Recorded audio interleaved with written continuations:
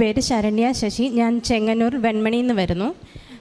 ഞാനിവിടെ ആദ്യമായി വരുന്നത് 2019 ഓഗസ്റ്റ് മാസത്തിലാണ്. അതും എൻ്റെ കുഞ്ഞിന് വേണ്ടി, കുഞ്ഞിൻ്റെ അസുഖത്തെ തുടർന്നാണ് ആദ്യമായി ഞാനിവിടെ എത്തുന്നത്. എൻ്റെ അമ്മയായിരുന്നു ആദ്യം ഈ കൃപാസനത്തെ പറ്റി ഈ യൂട്യൂബിൽ നോക്കിയതിന് ശേഷം ഇങ്ങനെ കണ്ട് അമ്മയാണ് ആദ്യം വന്നത്. ആ സമയത്ത് ഞാൻ 7 മാസം പ്രഗ്നൻ്റ് ആയിരുന്നു. ആ സമയത്ത് എനിക്ക് കൂടെ നിൽക്കാനോ ആരും ഉണ്ടായിരുന്നില്ല. 5 മാസം മുതൽ ഡെലിവറി പെയിൻ കാര്യങ്ങളും വന്നുകൊണ്ടിരിക്കുന്നതുകൊണ്ട് എൻ്റെ മാതാവിനെ, പരിശുദ്ധ അമ്മയെ ഏൽപ്പിച്ചിട്ടാണ് അമ്മ ഇങ്ങോട്ടേക്ക് വന്നത്. എൻ്റെ കുഞ്ഞിനെ നോക്കിക്കോണം എൻ്റെ അമ്മയെ, ഞാൻ ആദ്യമായിട്ട് വരികയാണെന്ന് പറഞ്ഞാണ് എൻ്റെ അമ്മ ഇങ്ങോട്ടേക്ക് വന്നത്. ഇന്ന് നേരം വരെ എനിക്കൊരു കുഴപ്പവും ഉണ്ടായിട്ടില്ല. പിന്നെ അത് കഴിഞ്ഞ് വന്ന് എൻ്റെ കുഞ്ഞിൻ്റെ പെട്ടെന്നൊരു 1.5 മാസത്തെ ഇഞ്ചക്ഷനൊക്കെ കഴിഞ്ഞ് കുറച്ച് നാൾ കഴിഞ്ഞപ്പോഴത്തേനും കുഞ്ഞിന് പെട്ടെന്ന് വയ്യാണ്ട് വരികയൊക്കെ ചെയ്തു. അങ്ങനെ ഹോസ്പിറ്റലിൽ കൊണ്ട് കാണിച്ചപ്പോൾ ഹോസ്പിറ്റലിൽ നിന്ന് പറഞ്ഞത് കുഞ്ഞിൻ്റെ നട്ടെല്ല് ഓപ്പറേഷൻ ചെയ്യണം, തല ഓപ്പറേഷൻ ചെയ്യണം എന്ന് മാത്രമാണ് പറഞ്ഞത്. എന്ത് അസുഖമാണെന്നോ എന്ത് കാര്യമാണെന്നോ ഒന്നും പറയുന്നില്ല. ഇത്രയും കഴിഞ്ഞെങ്കിൽ മാത്രമേ എനിക്ക് എന്തെങ്കിലും ചെയ്യാൻ പറ്റൂ, പറയാൻ പറ്റൂ എന്നുള്ള ഡോക്ടർ ആ ഒരു കാര്യം മാത്രമേ പറയണ്ടായിരുന്നുള്ളൂ. ഞാൻ സമ്മതിച്ചില്ല. ഞാൻ പറഞ്ഞു എനിക്ക് ഹോസ്പിറ്റലിൽ നിന്ന് ഡിസ്ചാർജ് ചെയ്തേക്കൂ എന്ന് പറഞ്ഞു. അത് പറഞ്ഞിട്ട് രാവിലെ 10 മണിയായപ്പോൾ ഡിസ്ചാർജ് തന്നു. പക്ഷേ ഡിസ്ചാർജ് തരുന്ന എൻ്റെ കുഞ്ഞിനെ എൻ്റെ കയ്യിലേക്ക് തരുന്ന വൈകുന്നേരം 3 മണിക്ക്. അവിടുന്ന് നേരെ ഞാൻ വേറെ ഹോസ്പിറ്റലിൽ കൊണ്ട് കാണിച്ചു. പറഞ്ഞു ഈ ആദ്യം കാണിച്ച ഹോസ്പിറ്റലിൽ നിന്നുള്ള ബ്ലഡ് റിസൾട്ടും കാര്യങ്ങളൊക്കെ കൊണ്ടുവരും, എന്നിട്ട് നോക്കാം എന്ന് മാത്രമാണ് പറഞ്ഞത്. ഞാൻ അവിടുന്ന് നേരെ കൃപാസനത്തിലേക്കാണ് വന്നത് എൻ്റെ കുഞ്ഞിനെയും കൊണ്ട്. അവിടുന്ന് വന്നു. അവിടെ ധ്യാനം കഴിഞ്ഞിരിക്കുന്ന സമയമായിരുന്നു.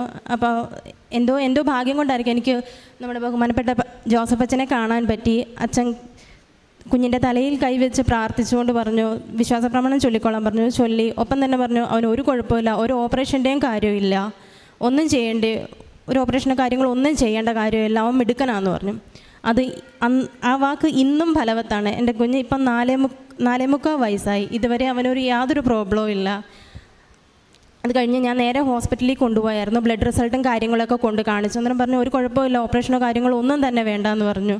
എനിക്ക് തൈറോയിഡിൻ്റെ ഒരു മുഴ വന്നിട്ടുണ്ട്, തൊണ്ടയ്ക്ക് മുഴ വന്നിട്ടുണ്ടായിരുന്നു.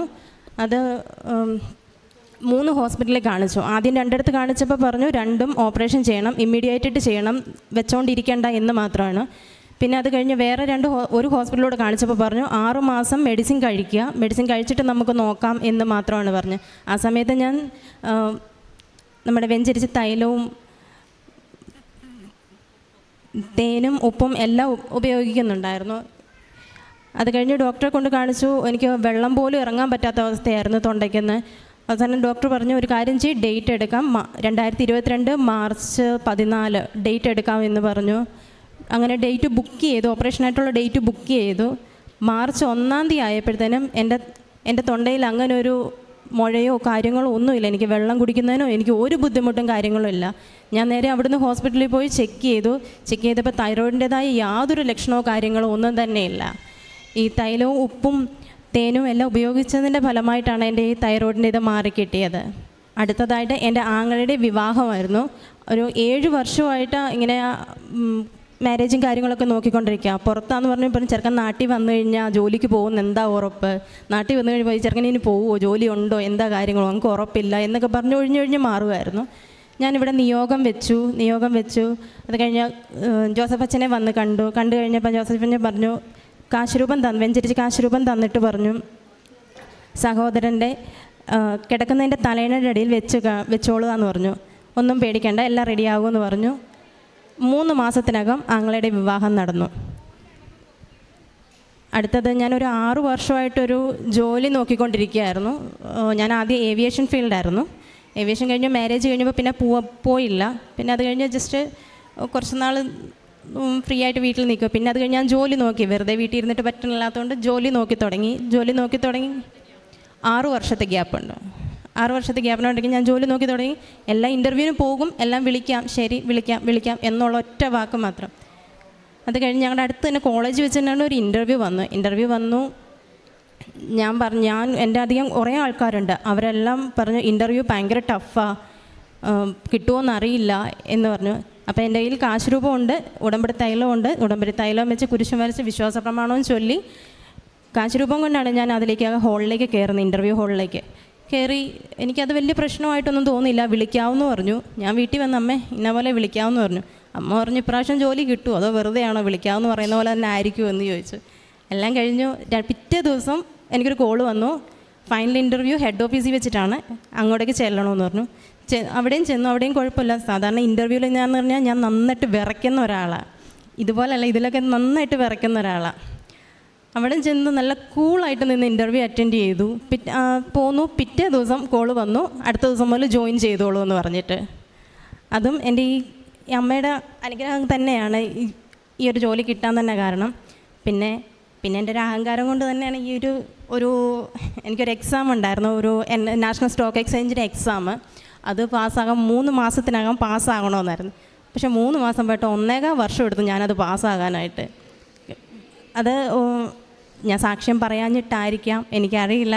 എൻ്റെ അഹങ്കാരം ഉണ്ടായിരുന്നു. ഞാൻ എല്ലാം പഠിച്ചു. ഓഫീസിൽ വെച്ച് ചെയ്യുമ്പോൾ എല്ലാം ക്ലിയർ ആയിട്ട് എല്ലാം കിട്ടുന്നുണ്ട്, 100% മാർക്കും കിട്ടുന്നുണ്ട്. പക്ഷേ എക്സാം ഉള്ളോട്ട് ചേർന്ന് കഴിയുമ്പോഴത്തേനും ഫുൾ ബ്ലാങ്കോ, ഒന്നും അറിയില്ല. ഞാൻ ഇപ്രാവശ്യം ഈ ജനുവരി 31 എൻ്റെ ഫൈനൽ എക്സാം. എന്നോട് അവിടുന്ന് ഓഫീസിൽ നിന്ന് പറഞ്ഞു ഈ എക്സാം പാസ്സായില്ലെങ്കിൽ മോളെ ഇറങ്ങിക്കോണമെന്ന് പറഞ്ഞു. അങ്ങനെ ഞാൻ പറഞ്ഞു എൻ്റെ അമ്മേ എൻ്റെ കൂടെ ഉണ്ടാവണം, എനിക്കൊന്നും അറിയത്തില്ല, ഞാനൊന്നും പഠിച്ചു, ഞാൻ ബിഗ് 0യിൽ നിൽക്കുക എന്ന് പറഞ്ഞു. എനിക്ക് ജസ്റ്റ് 50% മാർക്ക് കിട്ടിയാൽ മതി, വേറെ ഒന്നും എനിക്ക് വേണ്ട, എനിക്ക് അത്രയും മാത്രം, ജസ്റ്റ് പാസ് മാത്രം മതി. ഞാൻ എന്തായാലും എക്സാമിന് പോയി, അറ്റൻഡ് ചെയ്തു. കയറിയപ്പോഴും വിശ്വാസ പ്രമാണം ചൊല്ലി എൻ്റെ കാശ് രൂപം എടുത്തിട്ടാണ് ഞാൻ കയറിയത്.